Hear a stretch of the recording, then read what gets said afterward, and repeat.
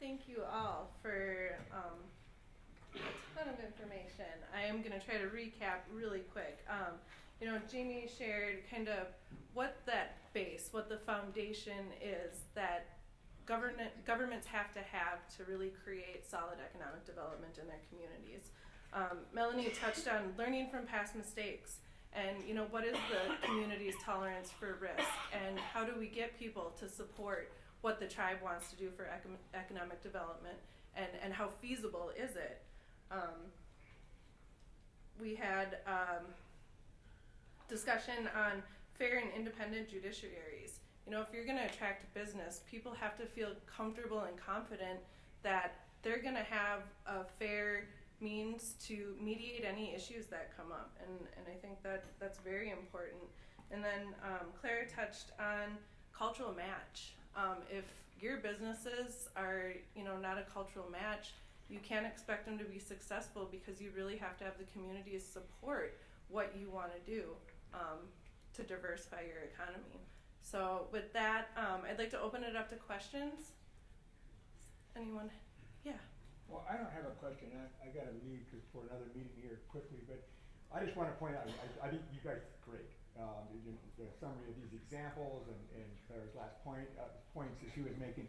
And the point that I would raise is on top of the examples, that every one of them had made, is the question of is your government prepared for engaging in economic development? So a couple of examples was the bright wall between the politics and the business. Okay, that's really important. But is your governing ordinances or regulations with regard to what can happen on your reservation? Whether you're dealing with labor issues or whether you're dealing with building codes, whether you're dealing with any kind of B&O tax, if you're going to entice somebody to come onto a reservation. So all these different examples of what works for your community is important questions that should be asked. But I always challenge, is your government ready to engage in business so that you can entice investment, whether it's the financial industries or whether it's just somebody who wants to start up a domicile, insurance domicile on your res, because they can do better, they can make more money off of your res than they can in downtown Minneapolis or wherever it might be. So it's those are things that often we don't think about. And going to, Melanie pointed out that a lot of us, lean on gaming, and we become good gaming business entities and businessmen, and then we forget about the rest of the governance side. And you don't focus back on the government itself. So I think that to add to the various points that they all made, the examples that they made, the challenges that each and every one of us have relative to where we come from, is our government ready to engage and with regard to whatever business venture that you want to engage with respect to diversifying your economic portfolio? Thank you. Hi, my name is Naomi Gilmore. I was just going to do a counterpart to what you said. A counterpart because what government is ever really ready? And so once you start your businesses and you go in there, the American government did it somehow. They didn't ask whether or not they're going to have the infrastructure or the government ordinances all in place. They kind of did it along the way. And so I was just going to say that I recently attended something, and maybe this is something that you all can answer with regard to these ordinances and how do you enforce, how does a business owner who is trying to start up a business so once they start a business and then they get into the judiciary, how do the business owners, force the government to support them? So I had a lot of individuals asking me about that recently because there's not an enforcement agency who maybe if something's going wrong, who's that counterpart? Once they get to, for example, Navajo, and so they're here at Navajo and they come to a roadblock, then who does it go to afterwards? And how does, if the politics are not in agreement with those things, who else do they go to after that? My question. Is there a microphone that these people, we can't hear them?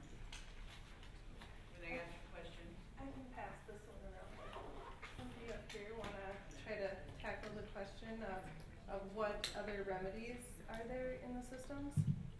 Yeah, so in the example, we're talking specifically with navigation. I just want to make sure I understand your question. So you're saying it's an individually owned business, owned by a person? Yes. Okay, and they have a dispute with whom? With the labor commission, and so, and of course, I've tried to, talk a little bit about how they can appeal for other, to other courts and stuff. But, they feel that the government or the politics of the government is not really, allowing them to have these different businesses come on the reservation because of different leasing laws or different, property laws or other things, because there isn't really property for other business owners to go in to have an established business. I don't know if that makes sense. Maybe we can talk Yeah. after? Okay. Sounds good. I have one in the back here. Could you please introduce yourself? I'm Sharon Gowdy from the Active Nation in the state of Washington. And I just have a comment. In the Bluestone presentation, you have the framework for having your model codes and ordinances ready. And some of the templates of how to do business in Indian country. And I know that most tribal courts across the nation are at various levels of sophistication. It would be useful to have some sessions on developing, comparable UCC codes or how to do business in Indian country, because as you go into your court systems and dealing with outside businesses, not just your own, it would be useful to have that. And I know that there are some templates like in Montana or other places, but for a one-on-one, that'd be kind of a good start as to how tribes develop UCC codes. I don't know if everybody could hear, but she was asking about development of codes and help in establishing the codes that need to be in place to have successful economic development. I just wanted to comment too, that I had some opportunity to work with Bluestone on some other projects, and I gotta give them a shout out. I think they have a lot of expertise that is not probably well known in Indian country, and so I'm gonna say maybe to talk to these folks too, because they have a wealth of expertise that could really go across the board, and especially in this business development. And we'll definitely make sure everybody has contact information. Yeah, thank you. My name is Shannon Wheeler. I'm with the Nez Perce Tribe. I've been on the committee for like 120 days. Prior to that, since 1990, I've been in my own business. So actually several businesses, convenience stores, smoke shops, fireworks, processing salmon, and screen printing and graphic design. But one thing at the end you touched on entrepreneurship, which I think is really the key to developing our tribe. We have a lot of people that are out there. I call private industry. That's our people that are out there that aren't currently working within the tribal system. That they don't have land, they don't have the expertise, but they got the muscle, they got the backbone to really, really move forward with things. But they don't have the academia to help them. So that's one of the things that's why I ran for council, was to develop that, to develop a land use plan for government, to work with academia, to work with private industry, to start developing those entrepreneurs out there. That I think that's the base of the whole United States. I mean, but we don't have it in Indian country. I can count the businesses on one hand on our reservation, but we look at a convenience store I'm in competition against with our own tribe, and there's 3,800 of us. But I mean, we have a tribal store that makes $1 million. You divvy that up between 3,800 people. That isn't a lot of money, So we start looking at our resources that we have, and I'd like to develop our resources, and the multiplier effect is one of the things that I'm looking at too. Is as far as making that happen, how do we retain that dollar longer within our tribe, within our system? We're having a lot of issues like that. We have a lot of resources on our reservation: the water, the land, of course. we have great soil there, but none of us are farmers, you know, we're like, well, we're hunters and gatherers, you know, but still, we have to develop that. If that's a resource that's out there, we have to develop that. And so the younger people from 18 to 35, I like to call them their demographics, like the urban hustler group.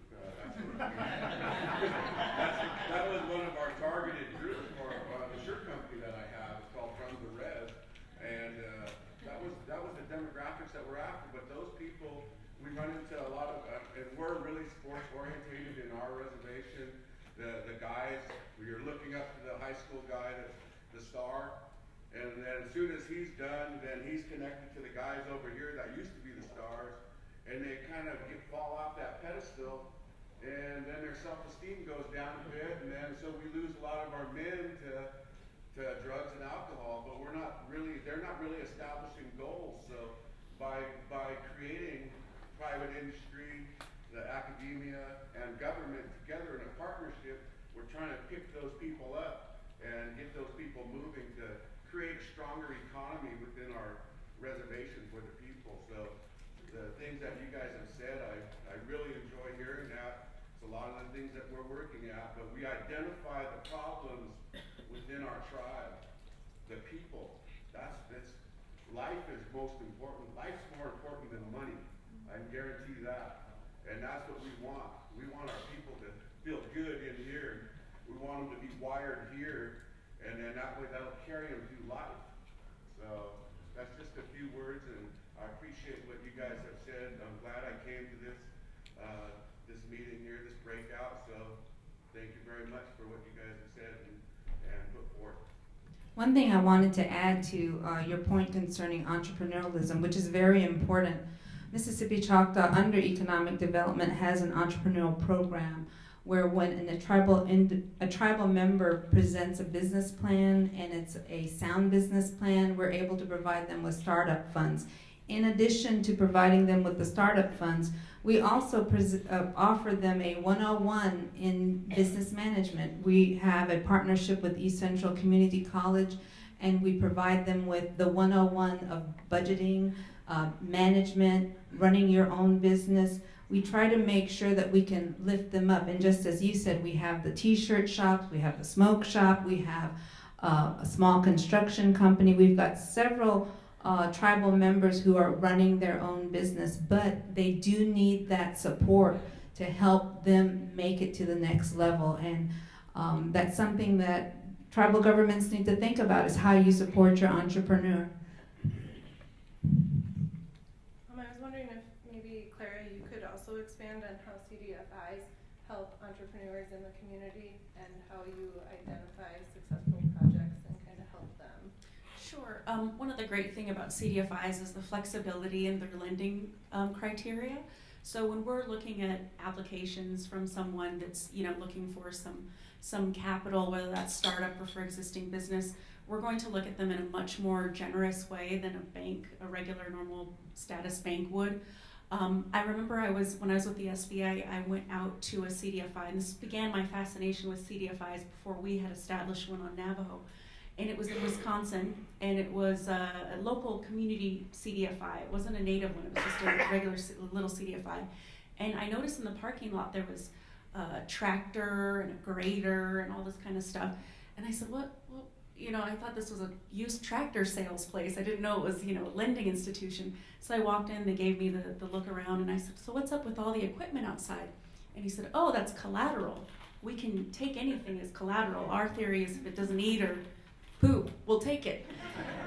And I thought, that is a really neat model. Why not? So that's one of the things that we're able to do with our version of the CDFI. If someone doesn't have a lot of collateral, especially if you're living on tribal trust land, it's not like they can say, here's my my mortgage papers, here's my documentation, here's what I have.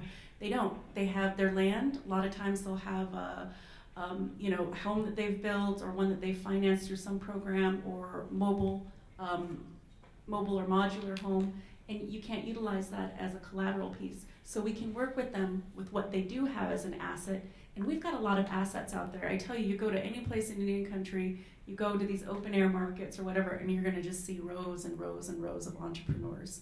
the hustlers. That's true, right? They know how to do business, and they're successful at it. So that's how we've been successful.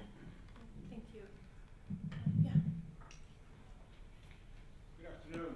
My name is Alex Yaza. I'm the Executive Director of the Owens Valley Career Development Center. We're based in Bishop, California. The discussions are very enlightening. That's really a couple of questions. One for Mille Lacs.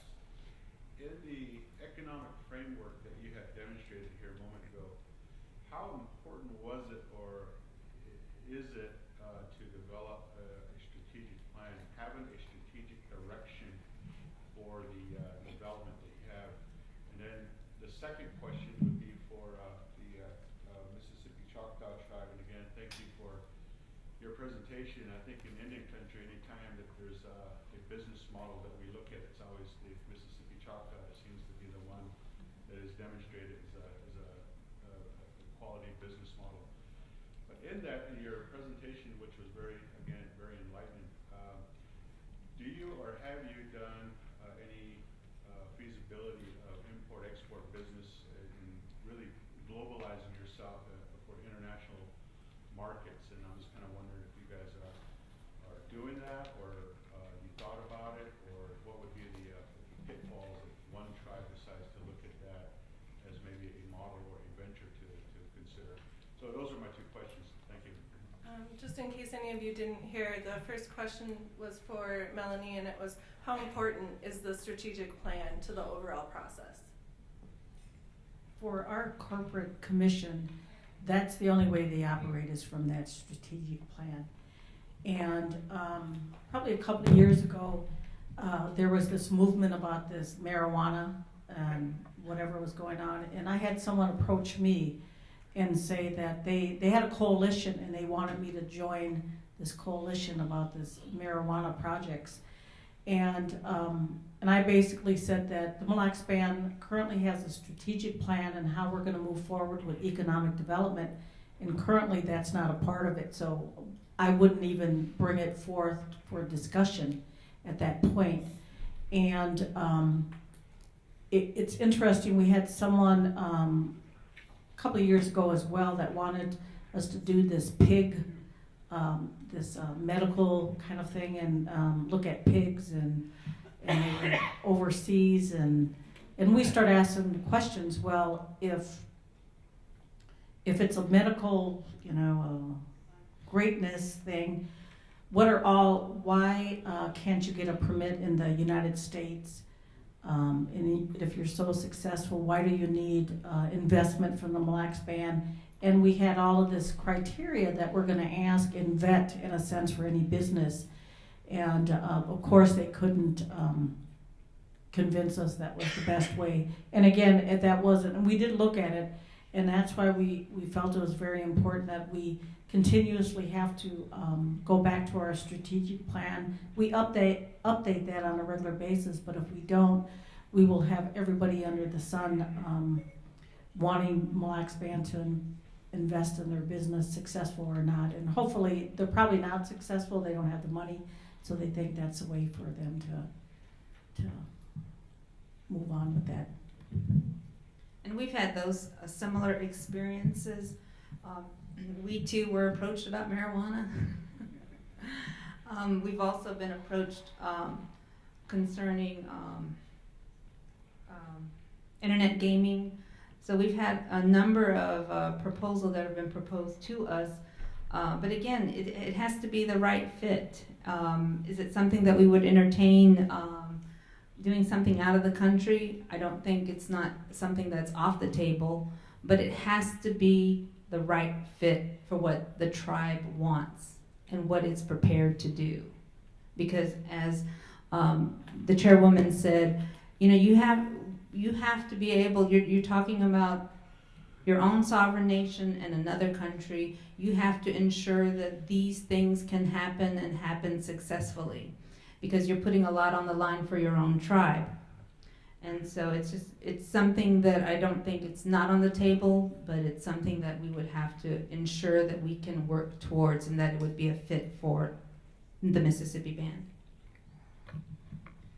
I I just wanted to follow up too. I think when we look at the Mille Lacs Band's history and some of our businesses that were not successful, and because there wasn't that strategic plan, it looked like a great opportunity at the time, but again, it didn't meet the culture of the tribe. I talked a little bit about that bottled water. We went out and they went out and did public meetings on that, and from each of our communities, they said, no, we don't want it. But they still pushed ahead and did that, and it wasn't even successful. But if you look at our businesses that are not a part of the strategic plan, they have not been successful. In the back. I just wanted to make one comment. I'm really glad I'm here today. It's my first time being in NCAI. I'm a Lieutenant Patrick from South Texas, but I live in Portland, Oregon for the last 20 years. And I work with a lot of my friends in Grand Ronde, Warm Springs, Siletz reservations. And it's become a real issue because, pot sales last month in Oregon was $5.5 million. So, I mean, it's like, it's coming. When the state makes it legal as retail, it becomes a very interesting discussion of how much generation of revenue is really occurring. So it's something to look out on the horizon. We didn't really think it was ever going to go, and now it's a very interesting discussion, especially when you're looking at. And it sounds weird. I'm a physician by trade, so it's very odd for me to talk about this. Where street price of pot versus the regulated barcode price of marijuana is like only $1 difference. So it's like it's truly something for I think all of us to really seriously address at one point, not only how it destroys our communities, but at the same time there's a very deep divide where you're seeing this kind of revenue being generated and then off reservation people trying to move on the reservation just to do that. So anyway, thank you very much. Thank you. Yes, I have a question about, the hotel issue. Is that really, there's some business you can start and it kicks money back into the general fund, or there's some that tend to be asset building, you're expanding assets like a hotel, or is it really designed to really pour money out of net profit back into the general fund? And then the other question I have is the importance of, like you said, the bottled water, the importance of doing an in-depth feasibility study that really maybe prevents failure in some of these businesses. And maybe somebody can comment on those two questions. Hotels. We purchased those hotels, and because I was talking too long before, I didn't get a chance to really focus on a lot of other things. And in the state of Minnesota, our relationships with our political entities, we always want to have a really strong relationship. And what was going on in St. Paul at the time, we had like a large Macy's, and in the city of St. Paul, it seemed to be declining, businesses moving out. They were having problems with trying to bring other businesses in. And our goal really was to provide profit and revenue for the Mille Lacs Band. And we did a major renovation in one of the hotels, which again would impact the revenue. Of course, we didn't see a higher return at that time because of that investment. But the other hotel in St. Paul is doing very, very well in revenue, and we haven't put a lot of investment in there at this time. And we're not, I guess we're not, that's a part of it, but I don't think our goal is to acquire assets for us. And it's really to generate revenue that's going to take care of decline in gaming when that occurs. And hopefully that we can keep our businesses running well enough that we won't see that. But we wanted to have that strategic economic backup plan for that. And when we look at the other businesses, like we have a hotel in Oklahoma City, Embassy Suites, the same thing. We purchased another one in Minneapolis. And that is, again, to generate additional revenue for the band.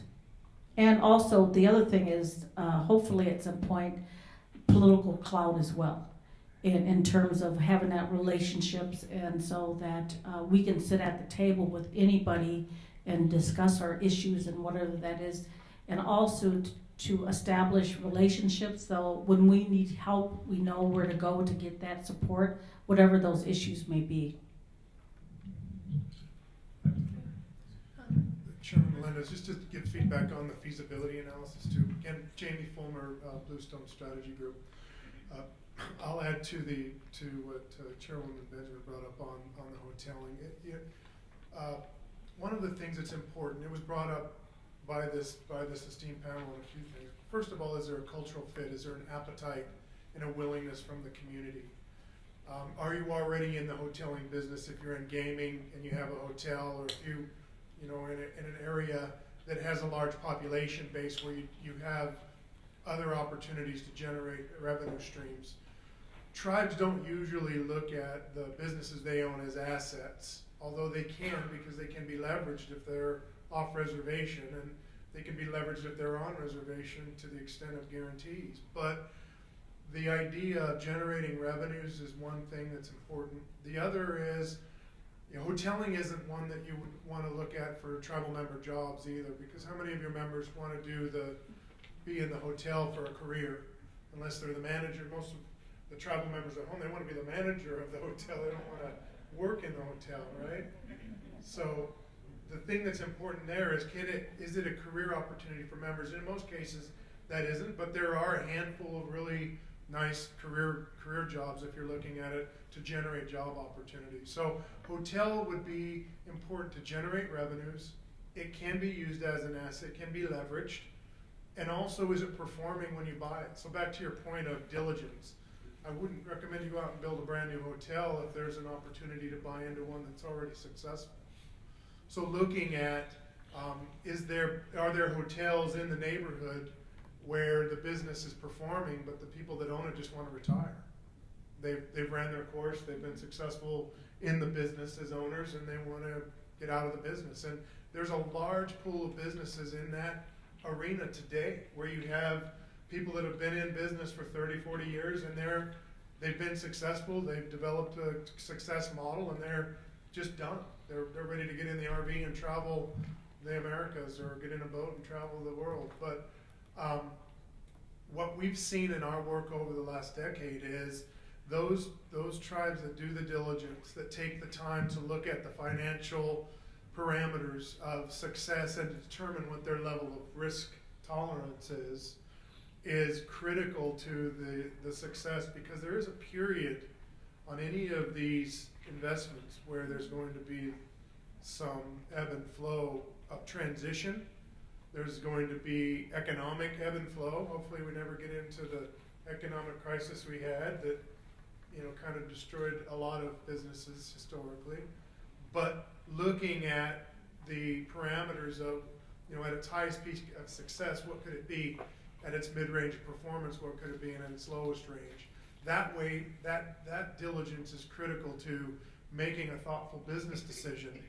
And it can also be taken back to those folks that are, either because they're lending or they're stakeholders in the community, can be taken back to show that there's been, some facts taken and some performance indicators developed, as well as what's going to be needed to the point of strategic plan, what's going to be needed strategically to keep that business performing at the level it currently is.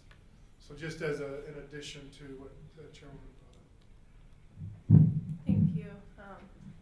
Yeah, just a quick question that I think Jamie talked about is, when the smaller tribes, they don't have a lot of money to invest into a business or own a bunch of types of businesses, but they want to venture out.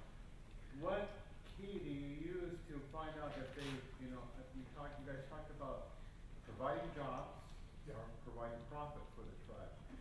And, I've seen them over and over, they don't go hand in hand on those opportunities. You're either going to provide good jobs, so they're off welfare type programs, or you're going to sit back and let Walmart come in and just charge them a rental fee for the space and rent they use.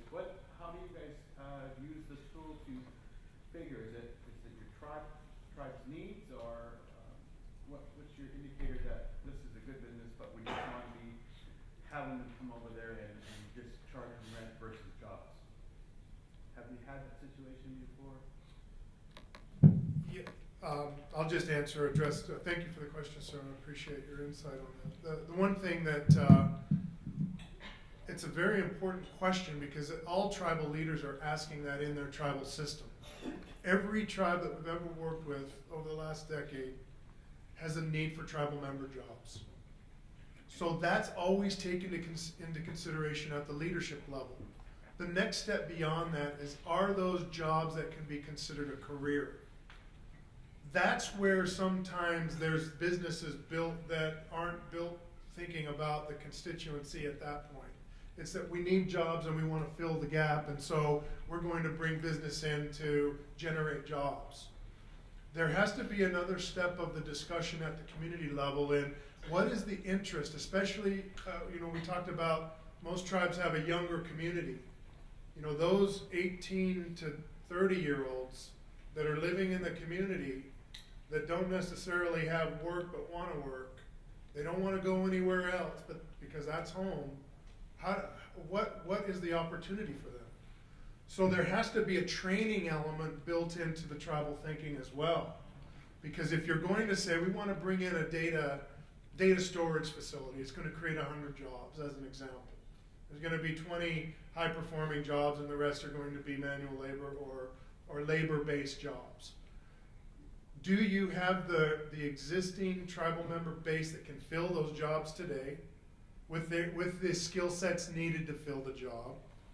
And if not, what do you need to put in place on the government side to educate and to train and develop? And can you bring in a partner, as opposed to the tribe going out and starting it? Can you bring in a partner that is willing to provide that, to take advantage of that lease opportunity? I think it doesn't have to be an all or none. I think there's a middle ground. We've seen it with many of the tribes we've worked with, where there is a middle ground that's developed, that the community is accepting of, the leadership's willing to stand for, and they're willing to develop that body of law to govern, because there's usually that gap. There isn't a body of law, legal codes in place, dispute resolution, land use of utilities and infrastructure, and all of those things need to be developed out and thought out as well. So it isn't just about, we've got a piece of land, come and move on. There has to be a dialogue about what is the tribe willing to accept for the long term within the community? And what are you going to be able to tolerate looking at as you drive to the neighboring town, right? That's one thing. And then what is it that are jobs that you're willing to stay home, either go to school and come back, or stay home and be part of? So it's one more stage of thinking. I don't think it's an all or none sort of a good question about jobs or profit. I think to Claire's point, every job, when you own a business, you want it to be profitable. But sometimes you're willing to take less profit if you're able to create 30 or 40 jobs that go off the general welfare list of the tribal government, because that's less people that the tribe has to take care of. And I think there's something, another point of this that was raised, I think is valuable for a deeper discussion, and probably not this one, but a deeper one. Not only the codes and laws discussion, but entrepreneurship development on tribal lands. Most tribal systems are built to really strengthen the tribal government's business ownership, not thinking about the entrepreneurs and the small business owner. And they're built that way. And to your point, sir, you compete with the tribe. You're not going to win that competition. You can be there and they'll allow you to be there, but I mean, ultimately you're not going to win in the long run. So I think there's an important piece to that of the tribe also thinking about, when businesses are there, is there some pieces of land that we can designate for tribal member and entrepreneurship businesses? Can we build that into a land use plan, and can we support that and promote that to our membership? And can we build a micro lending program? And yes, the answer is yes to all of those things, but it has to be discussed in a way that's respectful and that's understood at the community level. And because it has to go through the ebb and flow of tribal transition. And some leaders say, we want to help tribal members. And other leaders say, no, we're only focused on the government. And it's okay, because that's their right as leader. But it has to withstand that ebb and flow.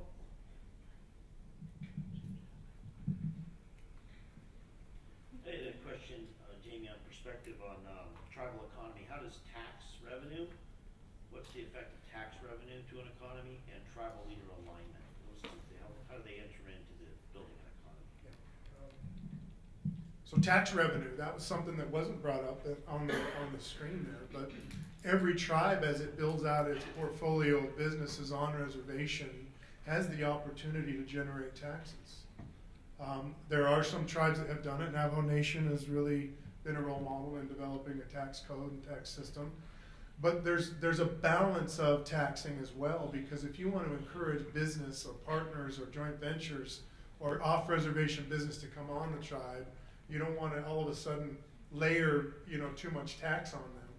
But you can offer a tax that's competitive or even less than the neighbors, so that would encourage them. Or you can give a tax break like the neighbors do. Give you a 5-year, tax recess to come onto the land for a 20-year period. So there's sales tax, there's specific negotiable taxes and compacts, gasoline, cigarettes, alcohol, and then there's also tax savings when a tribe is partnering with a non-Indian partner. There's the tax savings that under the proper corporate structure, there's the tax savings that can be created. That is in itself, it's a revenue, because it's not being taxed from the federal government. It actually stays in the coffers of the business as revenues that convert to profit. And so it doesn't come off of the profit loss statement like in other places where the tax goes on the balance sheet. So depending on the corporate structure, there is a tax advantage for partnering with tribes, with the tribe as the principal owner. On tribal land, there's a tax advantage in that the tribal government is the taxing agent. If it develops codes as such, can create retail tax and those compacted taxes that can be negotiated with the states. And then there's also the ability off reservation for tribes that have the Section 17 corporation or a federal corporation structure to carry that domicile. If the administrative functions are on the reservation, then you still get those same tax advantages off of the reservation as well. And your tribe and history have shown that as well. So the other questions are alignment. All of you that are tribal leaders, I don't even have to answer that. You know how important it is to be aligned at the leadership level. You can disagree at every level, but if you come up with a handful of priorities, be willing to negotiate those that you're willing to be aligned with. If you don't, then nothing will get accomplished, because you'll always find a way to wedge it. And sometimes that's traditional politics and how you deal with that in your tribal system. And at other times it's really coming up with something that's so important that nobody can disagree with it. Healthcare. Healthcare is a great business opportunity in Indian country today. It's something that every tribe needs in the community. It's something that if you vote against healthcare in a tribal community, I mean, you're going to see a new face in a couple of years. So, I mean, that is one where you have a lot of advantages, and I think it's something everybody agrees on. We all want better health care. We're already getting it stuck to us by the federal system. Why not build a system that's good for our people and we can make a profit on by the neighbors? So, I think those are valuable, but alignment on the critical issues is so important to following through, because when it gets to setting up a budget or coming up with funds to do that process, you've all got to stand in front of the community together and say you support it, or it will come back to haunt. As an old has-been who's been through it. I'd just like to add a few more comments to that. In regards to tax, we provide a tax incentive for those companies that are coming in to rent or use our property, but we also incorporate in our lease agreement that they're able to hire a percentage of tribal members. That way we can have job creation. The other thing concerning healthcare, Mississippi Choctaw went into a joint venture agreement with IHS, and we were able to build a $55 million hospital. And we have been able to increase services, provide specialty services, but also we've been able to bring in additional staff in. So we've been able to, I think, bring in over 100 employees in addition to the employees that we had existing. But one of the great things about this is we've been able to increase our third-party revenue. That has been what has been able to push our healthcare to the next level in order for us to provide the type of healthcare that our tribal members need. And so that's been a really great venture that we went into with IHS. And it does increase the multiplier effect because those are healthcare dollars that would be going somewhere else, but if you provide the service, they can stay local. Thank you. We have time for probably 3 or 4 more questions. So. Mine's not really a question, but more of to give a little information. I'm Aaron Otto. I'm from Little Traverse Bay Bands in Michigan. Happy birthday. In my years of service as on tribal council, I've run into a few people that have taught me about the idea and the movement across the world of transition towns. And you keep talking about the multiplier effect, and that is one of the concepts within the transition town idea. And I think that tribes looking into transition town models could help them in creating their economy, their own tribal economy, and become more self-sustainable. It's kind of a hippie movement at this point, but there are places across the U.S. that are trying to move into these transition town ideas. Plus, there are a couple in the world that have moved into this kind of thinking of keeping that dollar as close to home as possible and figuring out ways to create your economy to be self-sufficient. That way, one, your dollars don't leave, but if for some reason your community becomes locked out from another community, that your own community can sustain itself without outside help, and building up your community compared to relying on all of these other places to do things for you, and then spending your money out there. Just keep that money as close to home as possible, and then you open up and create different job opportunities for your community to create different types of interests for people to create and have their own career compared to trying to build one giant business that can hire 150 people.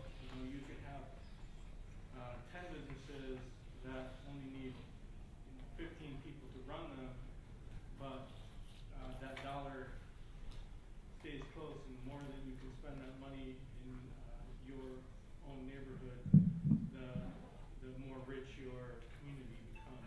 And by rich, I don't necessarily mean the dollar, but more rich in the way that your community is built, and you have more interaction with your own community, and